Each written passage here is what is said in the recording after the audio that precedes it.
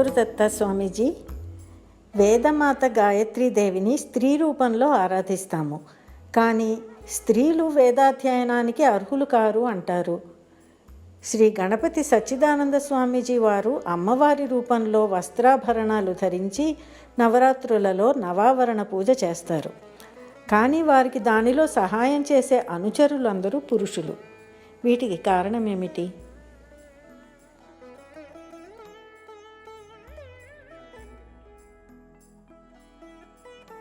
గాయత్రి మాత వేదమాత అంటారు. ఆ వేదమాతే స్త్రీమూర్తి అయినప్పుడు స్త్రీలు ఎందుకు వేదాన్ని పఠించకూడదు అని ప్రశ్న.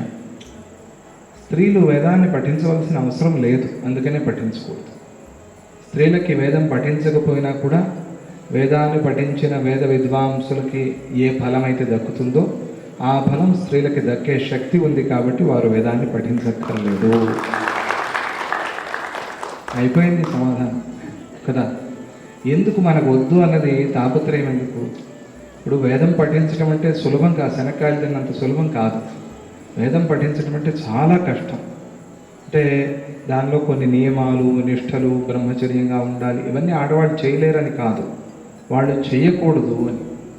ఎందుకంటే సృష్టికి మూలమే స్త్రీమూర్తి కాబట్టి వారు అలా ఉండిపోతే సృష్టి మళ్ళీ కొనసాగదు కాబట్టి, కుటుంబాలు నిలవు కాబట్టి వారికి అది అవసరం లేదు అని తీర్మానం చేశారు. అది కూడా ఎప్పుడు కృతయుగంలో పఠించారు, అన్నీ వేరే విషయాలు. తరువాతి కాలంలో వేదాలని వల్లవేసినట్టుగా పఠించినట్టుగా కౌసల్యామాతకి వేదం అంతా వచ్చు అని రామాయణంలో వ్యాఖ్యానంలో రాశారు. అంటే ఆవిడ విని విని విని విని పూర్తిగా నేర్చుకున్నదిట. ఆ పక్కనే కూర్చుని ఎప్పుడు పారాయణ చేస్తూ ఉండేవాళ్ళు పిల్లలందరూ కూడా. అలా వినంగా వస్తే మనం ఏమీ చేయలేము. కాకపోతే ప్రత్యేకంగా కూర్చుని చదవవలసిన అవసరం లేదు. 12 సంవత్సరాలు 18 సంవత్సరాలు చదివితే కానీ వేదం పూర్తిగా, అంటే సాంగంగా అంగాలు ఉన్నాయి కదా, ఆ అంగాలతో పాటుగా వేదం పూర్తి అవ్వాలి అంటే 18 సంవత్సరాలు చదవాలి. అలా 18 సంవత్సరాలు కూర్చుని అంత కష్టపడి చదవలసిన అవసరం లేదు అని సులభంగా చెప్తూ ఉంటే మళ్ళీ మేము ఎందుకు చదవకూడదు అంటే, మీరు ఈ నిప్పు మీద నడవాల్సిన పని లేదు అని అనుకోండి, సంతోషం, హాయిగా ఉండాలి. కానీ నేను ఎందుకు నడవకూడదు? నడిస్తే కాలు కాలుతుంది, దానివల్ల కలిగే కష్టాలు దానిలో ఉన్నాయి. అనుభవిస్తానంటావా? అనుభవించు. సులభంగా, అంటే రామాయణ మహాభారతాలు, స్తోత్రాలు, వీటితోనే ముక్తి వస్తుంది స్త్రీలకి అన్నప్పుడు వేదంతో పని లేదు అంటే స్త్రీమూర్తికి వేదంలో ఎటువంటి గొప్ప స్థానాన్ని ఇచ్చారో ఆలోచించాలి. ఎందుకు వద్దన్నారు? మమ్మల్ని చాలా హీనంగా చూస్తున్నారు అని అనుకోకూడదు, అది చాలా తప్పు. మన దృష్టి మార్చుకోవాలి. అక్కర్లేదు అంటూ ఉంటే అయ్యో వేదాలు చదవకుండానే ముక్తి వస్తుంది అంటే ఎంత గొప్పవాళ్ళు స్త్రీమూర్తులు అని ఆ భావన స్త్రీలు పెంచుకోవాలి. మగవాళ్లలో కూడా ఆ భావన కలగాలి. అందుకనే వద్దన్నారు. కుటుంబాన్ని ప్రధానంగా పోషణ చేసి పిల్లల్ని సన్మార్గంలో పెట్టడం స్త్రీల ప్రధాన ధర్మం కాబట్టి అది మగవాళ్ళు చేయకూడదా అంటే మగవాళ్ళు చేయలేరు. మగవాళ్ళు చేయాలి, మగవాళ్ళు ఆ పని చేయలేరు, వాళ్ళ వల్ల కాదు. అంటే ఆయన సింగిల్గా ఉన్నాడు అనుకోండి, అతని దగ్గర పెరిగిన పిల్లలకి, తల్లి సింగిల్గా ఉండి తన దగ్గర పెరిగిన పిల్లలకి చాలా తేడా ఉంటుంది. తల్లి పెంచే విధానం వేరేగా ఉంటుంది, తండ్రి పెంచే విధానం వేరేగా ఉంటుంది. తల్లి ఆ మొక్కగా ఉన్నప్పుడు తయారు చేస్తుంది నీళ్లు పోసి, తండ్రి మానైన తర్వాత తను చూసుకోగలడు. కానీ మొక్కగా ఉన్న ఆ బిడ్డని తండ్రి చూసుకోవడం కష్టం. అది కొన్ని దానికి సమస్యలు కూడా ఉన్నాయి, అందరికీ తెలుసు. అవన్నీ కూడా కష్టాలు కలగకూడదు కాబట్టి సమాజానికి ఆడవాళ్ళు వేదాన్ని చదవవలసిన పని లేదు, వారికి అవసరం లేదు అని చెప్పారు. అది ప్రధానమైన కారణం. ఏది మనకు అక్కర్లేదు అన్నారో దాని గురించి మనం అడగకూడదు. ఎందుకంటే వేదాన్ని చదవాలి అని ఎందుకు అనుకుంటున్నారు అడిగిన వాళ్ళు? ఎవరైనా సరే, ఎవరు అడుగుతున్నారో వారు వేదాన్ని చదవాలి అని ఎందుకు అనుకుంటున్నారు అంటే వేదం మీద ఉన్న అభిమానంతో కదా.